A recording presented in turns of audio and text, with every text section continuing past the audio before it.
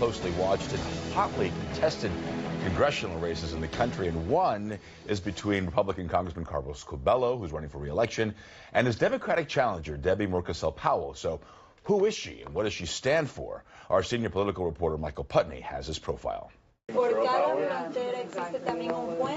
Debbie Mucarsel Powell has attracted a small army of volunteers and more than $1 million to unseat Congressman Carlos Curbelo. When Carlos Curbelo took that vote to repeal the Affordable Care Act, I knew I had to step in. Access to affordable health care is a key issue for Mucarsel Powell. Another is gun reform. I lost my father to gun violence. It's a very personal issue for me. It's an issue that I've been speaking about for years, not just now that I'm campaigning.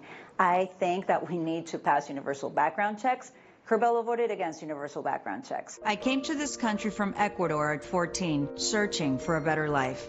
With hard work, I found it. But realizing the American dream, she says, is getting harder for most working people in the 26th Congressional District, south to Key West. And the Democrat accuses Republican Carlos Curbelo of just caring for the elites. He is obviously working for his contributors and for the top 1% of this country. Just look at how he votes. Democrats like Debbie Mucarsel Powell are predicting a blue wave election in November. But Republicans like Carlos Curbelo are proving to be hard to dislodge. In Washington, many politicians play for their party, but I play for you.